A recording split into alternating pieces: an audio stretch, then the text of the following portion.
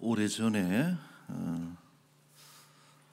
뉴질랜드를 한번 방문할 일이 있었는데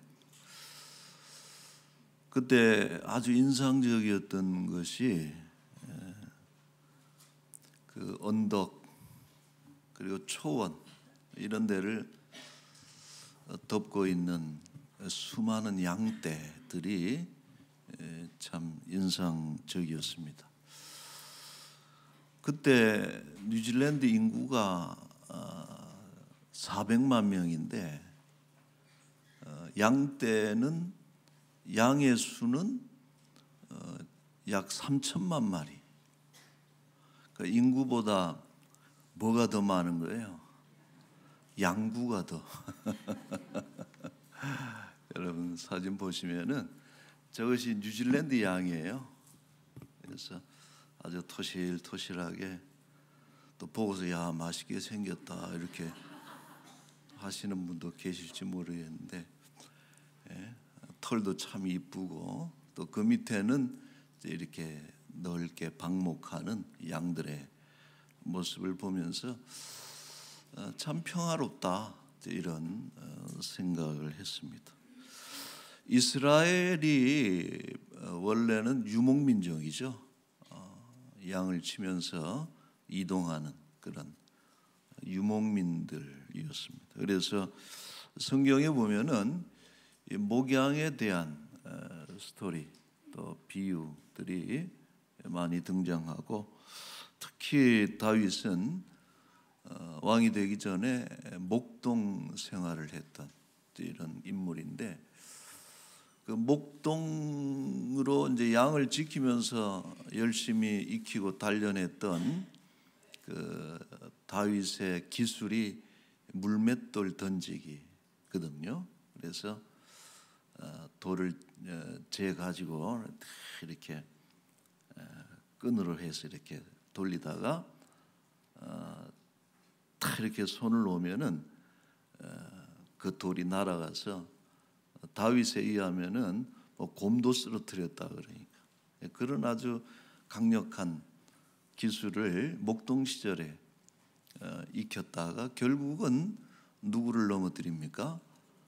블레셋의 아주 거대한 군인인 장수 골리앗을 넘어뜨리고 일약 그 역사적인 무대에 등장하고 지도자로 급부상하는 이런 것을 우리가 그의 스토리에서 볼 수 있는데 어찌 보면은 다윗은 그 왕의 리더십을 이 목동 시절에 배웠을 것이다 이런 생각이 좀 듭니다. 남들은 참 좀 하잘것없어 보이고 또 이렇게 낮춰보는 그런 직업이었을지는 모르지만은 다윗이 이 들에서 양을 치면서 목양하면서 하나님의 마음을 배우고 또 양떼를 지키는 이런 리더십, 왕으로서의 어떤 제왕학을 이 들에서 배운 게 아닌가 이런 생각을 합니다. 자, 그 다윗이 저술한 것이 오늘 시편 23편이고 이것은 대표적인 목가시라 그러죠. 목가시 그 뭡니까 목축을 하는 이런 그 풍경을 평화로운 자연 뭐 이런 것을 노래하는 목가시이기 때문에 그리스도인은 물론이고 비그리스도인들까지도 익히 알려져 있고 여기에 이제 멜로디와 뭐 화성을 입혀가지고 얼마나 많은 유명한 노래들이 탄생했는지 모릅니다. 자, 다윗은 이 본 시편을 통해서 인간을 양으로 또 하나님을 목자로 비유, 문학적 비유죠. 그래서 비유를 하고 있는데 이 다윗이 양을 치다 보니까 양들의 그 생태, 그 살아가는 그 모습들을 보니까 꼭 사람하고 비슷하더라는 것을 이제 발견을 하게 됩니다. 그래서 양을 통해서 투사된 인간의 모습을 오늘 23편에서 그려주고 있기 때문에 이것은 중요한 인간관일 수도 있어요. 인간에 대한 이해, 사람이 어떤 존재냐 하는 것을 양을 통해서 말해주고 있는데, 양은 딱 떠오르는 것이 뭐냐 하면 한마디로 연약한 동물의 대명사가 양이라는 것이죠. 이왕이면은 좀 멋있게, 그죠? 백수의 왕인 사자, 그리고 창공을 나르는 하늘의 제왕 독수리. 안 되면은 좀 늑대까지라도.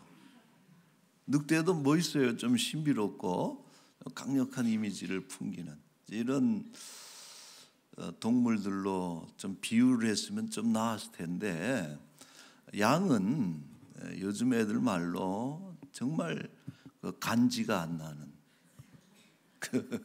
존재가 양인데, 그러나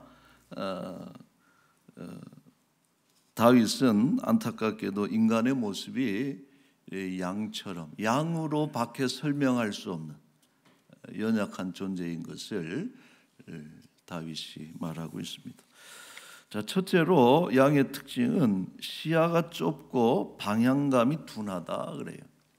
많은 동물들이 사실은 이 감각이 뛰어난 것이 동물이잖아요. 근데 양은 이 시야가 좁다 그래요. 그래서 어디로 가는지도 모르고 가다가 그냥 낭떠러지 떨어지고 함정에 빠지기도 하고, 그냥 걸어가다 보면은 늑대 입으로 그냥 들어가기도 하고.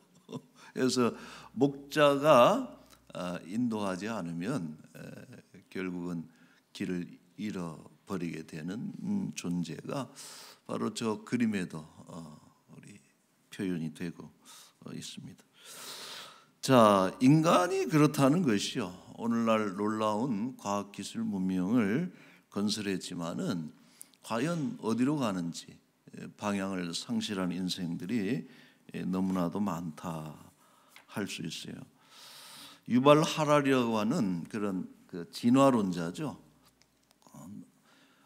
여러 가지 역작을 쓴 그런 학자인데, 유발 하라리도 그런 얘기를 해요. 이 문명의 발달이 과연 인간의 행복과 유관하냐? 그렇지 않다. 그래서 이 사람은 그런 얘기를 해요. 인간은 오히려 옛날에 유목생활할 때 사냥 수렵할 때가 제일 행복했다. 근데 농업혁명을 통해서 한 곳에 정착하면서 그곳에서 전쟁이 벌어지고 하면서 오히려 좀 불행해지지 않았느냐. 그래서 인간은 그때가 좋았다. 이런 이야기를 하면서 현대 문명의 어떤 위험성에 대한 이런 것도 경고하기도 합니다. 자, 이사야 선지자는 이 죄로 인해서 일그러진 인간의 모습을 다음과 같이 묘사했습니다. 이사야 53장 6절에 보면은 우리는 다 뭐 같다 그랬어요? 양 같다 그래요. 양을 또 비유로 들죠. 그릇 행하여 각기 제 길로 갔다 그랬어요. 똑똑한 척 또 열심히 달려가 보지만은 결국은 함정으로 낭떠러지로 흉폭한 짐승들이 입을 벌리고 있는 곳으로 달려가는 모습이 얼마나 위태롭고 어리석은지 양이 다윗이 잃어버린 양을 찾으면서 발견한 그런 모습입니다. 자, 두 번째로 이 양의 치명적인 약점은 스스로를 보호할 방법이 전혀 없는 동물이라는 것이죠. 여러분, 동물은 대개는요 자기를 보호할 신체적인 특징들이 있습니다. 강점들이, 팔다리가 강하든지 또 발톱 혹은 이빨 이런 것이 강한 부위거든요. 심지어는 막 위기에 빠지면은 그 자연 색깔 속으로 싹 변하는 게 뭐예요? 그 보호색이라는 게 있어가지고 자기를 감추고 숨는 뭐 이런 어떤 신체적인 구조나 특징들이 있는데, 양은 그런 게 전혀 없고 모든 위험에 그대로 노출된, 그래서 목자가 지팡이와 막대기로 보호하지 않으면은 이 위험한 이런 존재가 양이라는 것이죠. 어찌 보면은 사람은 그보다 더 못한 거예요. 왜 그렇습니까? 눈은 고양이보다 못하고 귀는 개보다 못하고 인간의 후각은 아주 최하 수준, 이 냄새를 잘 맡지를 못하고 또 양처럼 추위를 이길 털도 없고 요즘 같으면 여러분 좀 털이라도 좀 있었으면은 좋았을 텐데 아주 그러니까 남의 털을 걸치고 있잖아요.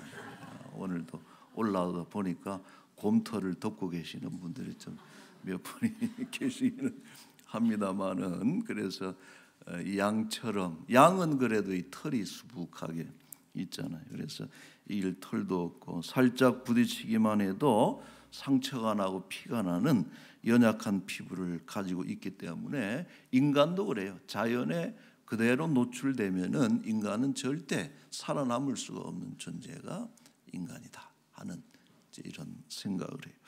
자, 세 번째 마지막으로 양은 때를 잘 탄다 그래요. 멀리서 보면은 깨끗해 보이죠.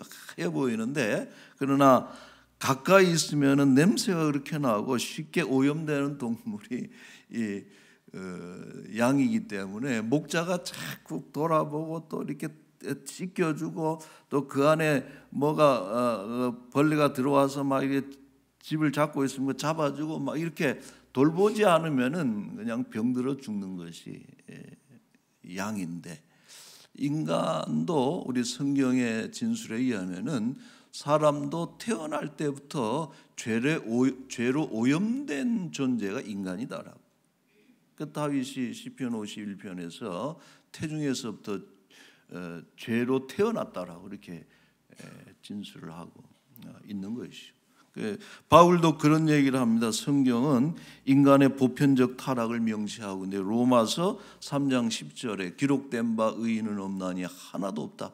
깨닫는 자도 없고 하나님을 찾는 자도 없고 다 치우쳐서 함께 무익하게 되고 선을 행하는 자는 없나니 하나도 없도다.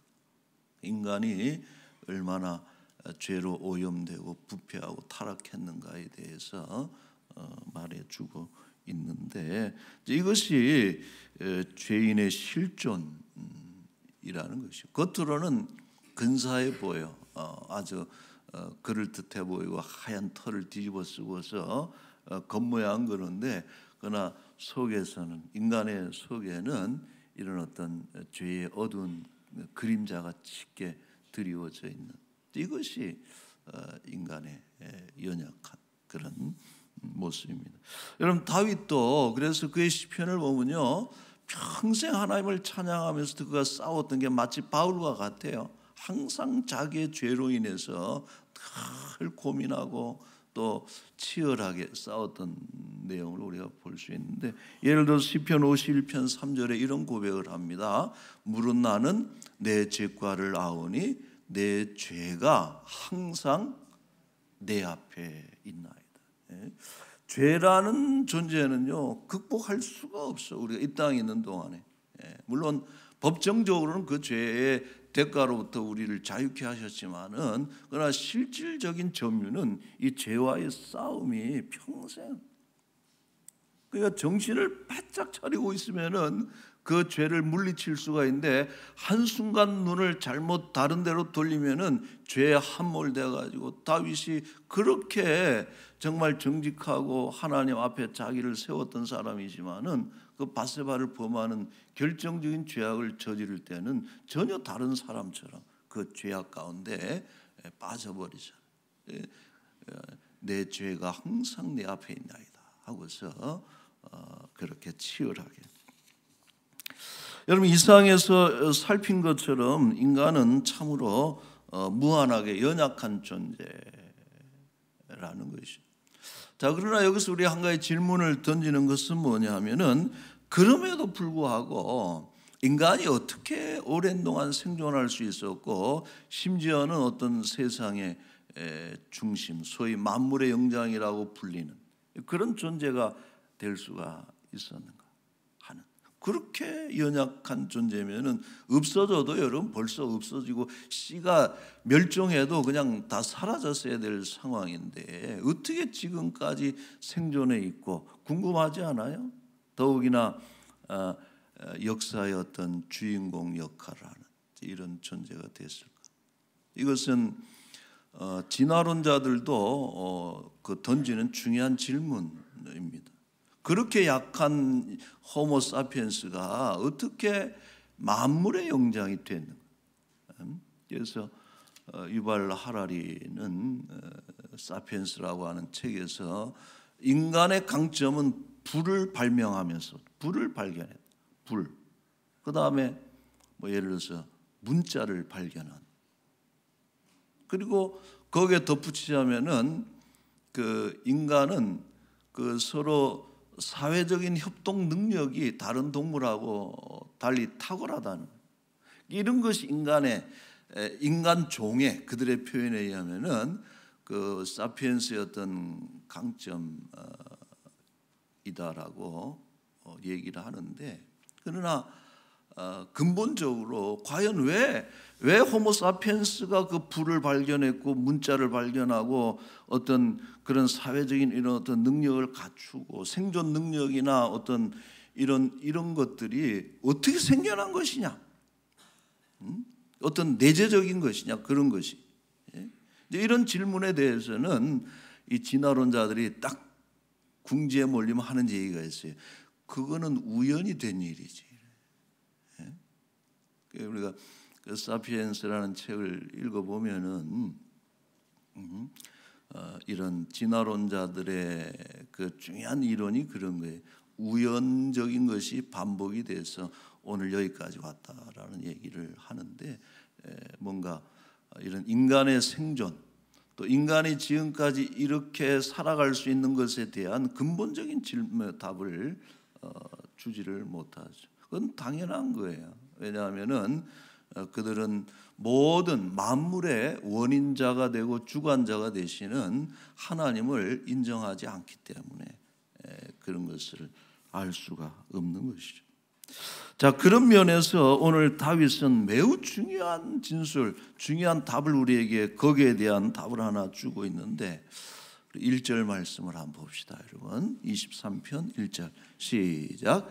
여호와는 나의 목자시니 내게 부족함이 없으리로다. 아멘.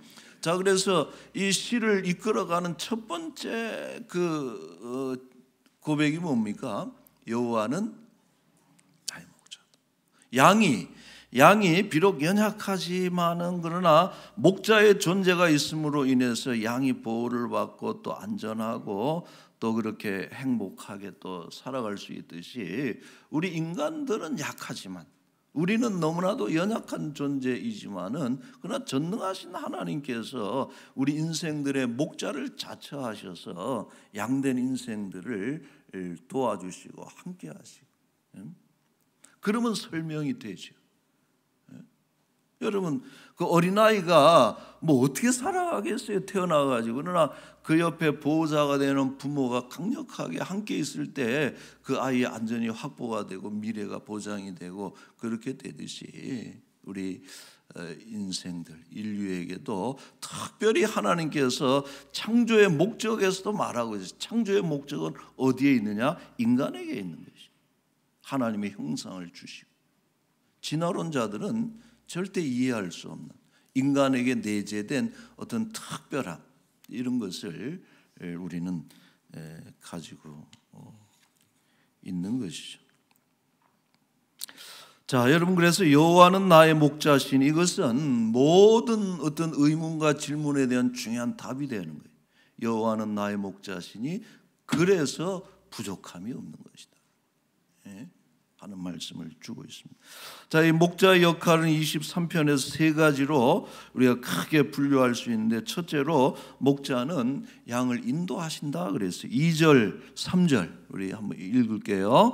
그가 나를 푸른 풀밭에 누이시며 쉴 만한 물가로 인도하시는도다. 내 영혼을 소생시키시고 자기 이름을 위하여 의의 길로 인도하시는도다. 아멘. 가이드하십니다. 인도하시. 시야가 좁고 내일 일을 모르고 방향 감각이 둔해서 어디로 가야 될지 못하는 그런 인생을 하나님께서 어디로 인도하시느냐? 생명의 길로, 의의 길로 하시는 것이죠.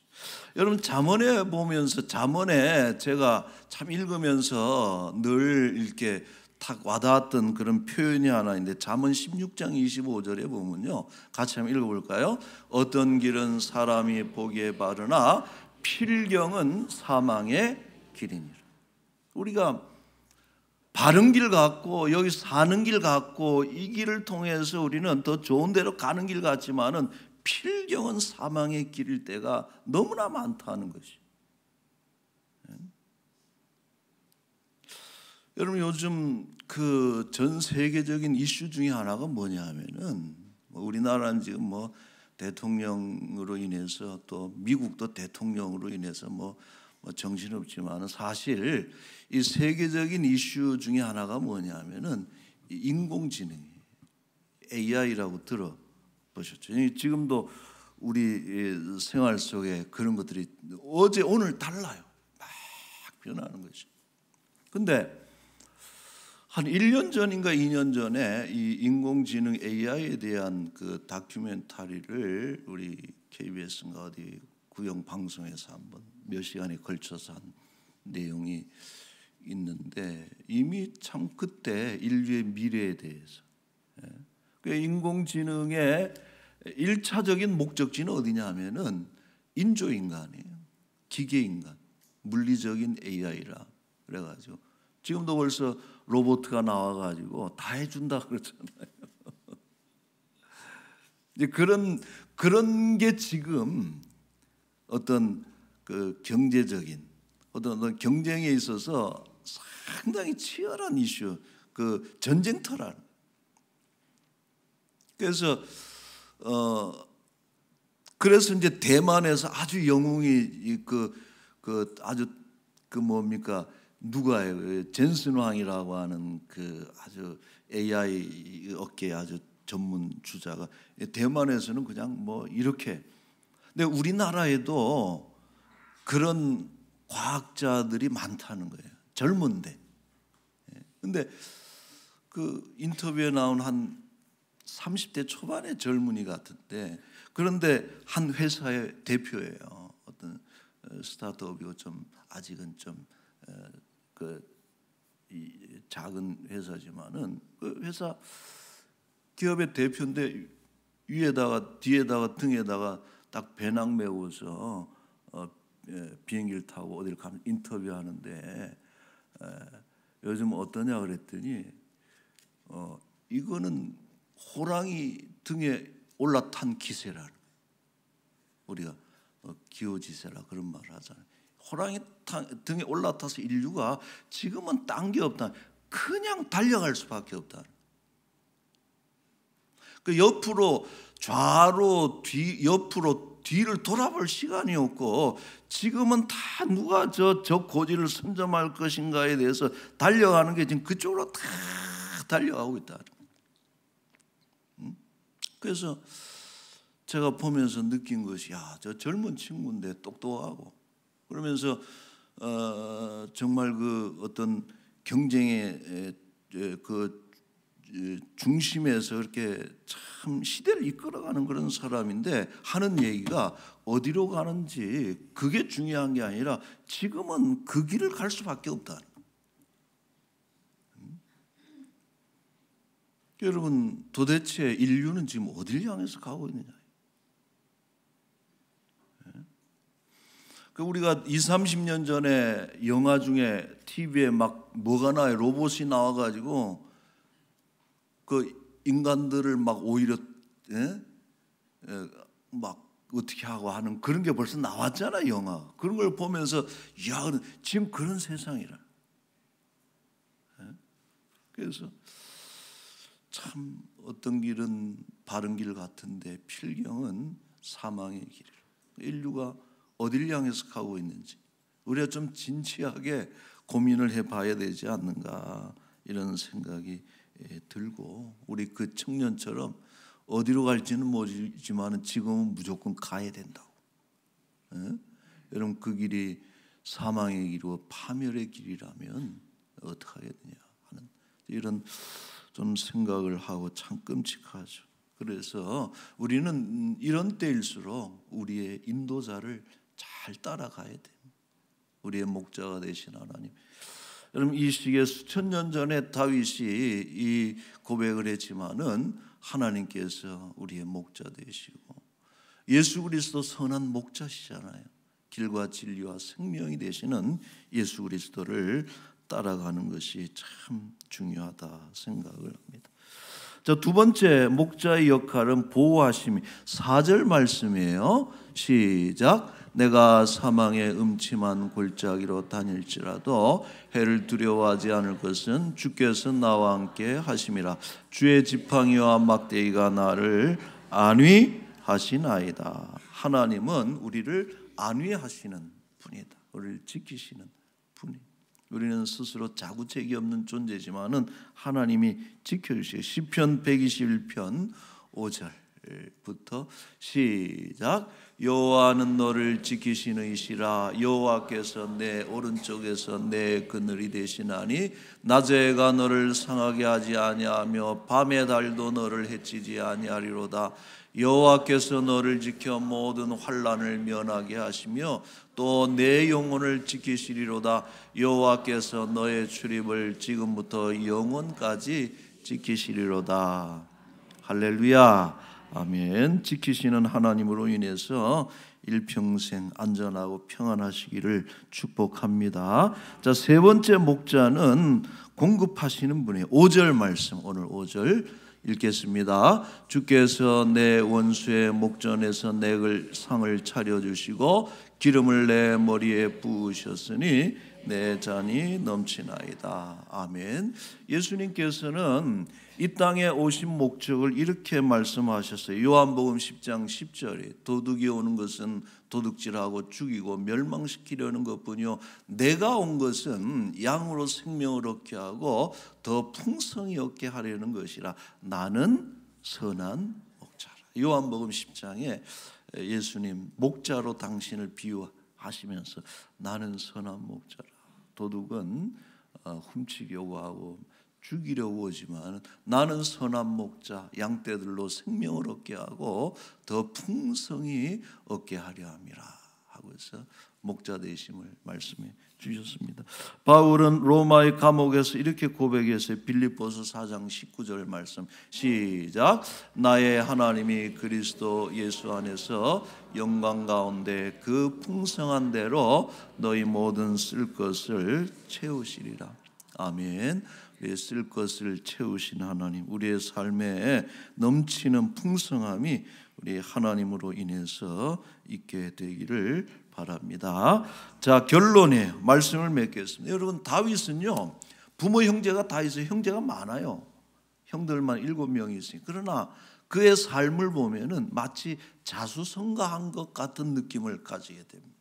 왜냐하면은 막내면서 형들의 아버지의 부모의 그런 기대를 받지를 못했어요. 그냥 그렇게 자라났어요. 그러나 그가 일약 목동에서 그 이스라엘의 왕이 되기까지 그가 가졌던 중요한 신앙 고백이 여호와는 나의 목자시다.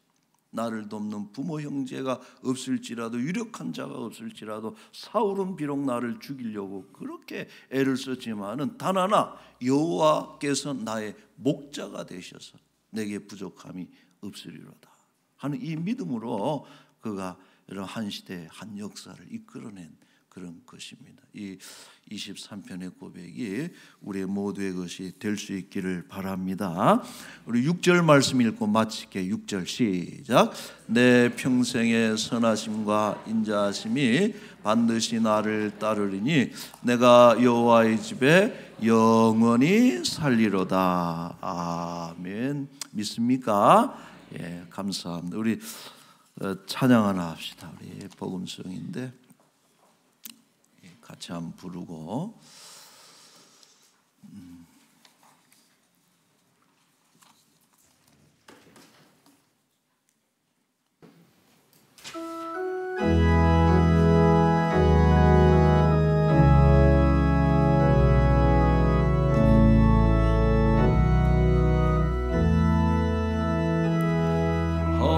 하나님은 너를 지키시는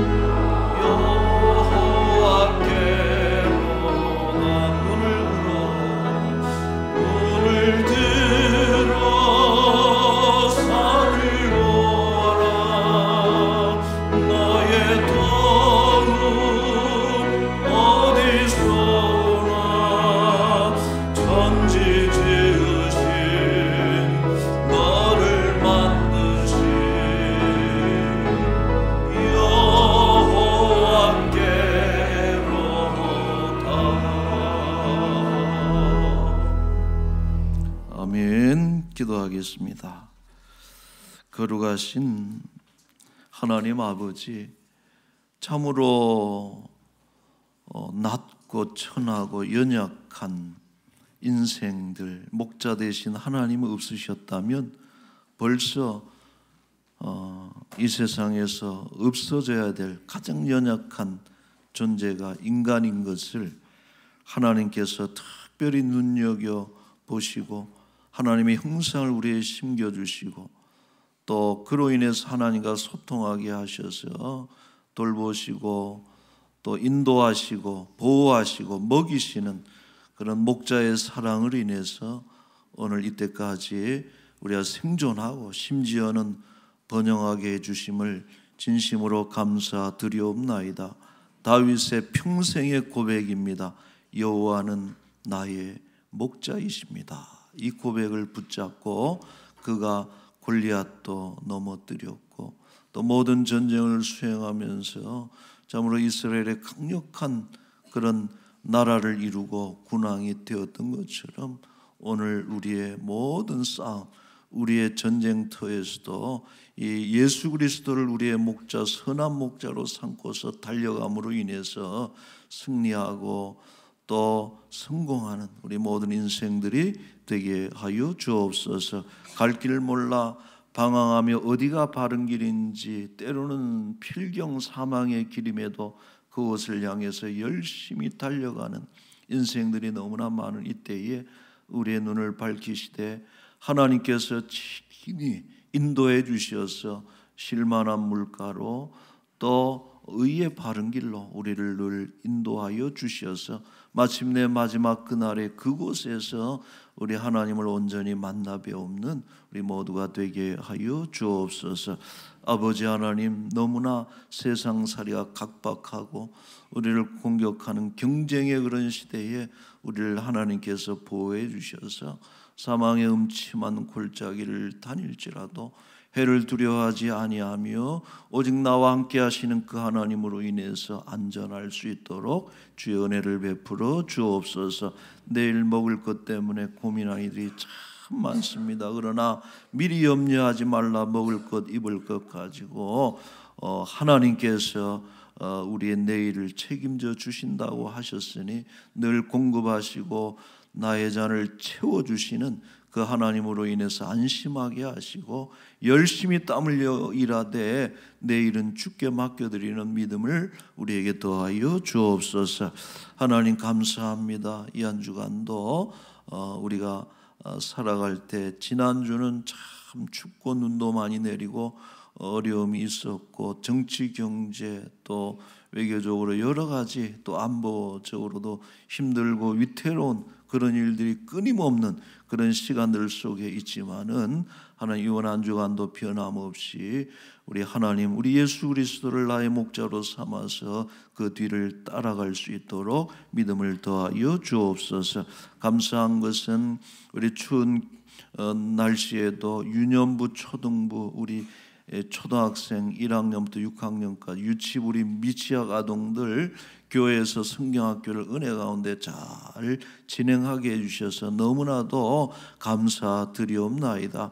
그들이 어려서부터 우리 다윗이 목동 생활을 하면서도 하나님과 동행했듯이 어디에 있든지 간에 하나님을 목자로 삼는 우리 귀한 주의 백성들 평생도록 주의 인자하심으로 인해서 안전하고 늘 잘되고 복된 우리의 사랑하는 아들, 딸, 손자, 손녀들 우리의 다음 세대가 되게 하여 주옵소서.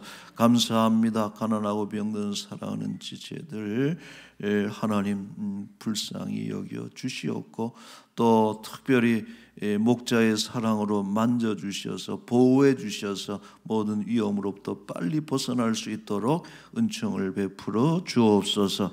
감사합니다. 한 주간도 동행하시기를 소망하며 예수님의 이름으로 기도하옵나이다. 아멘.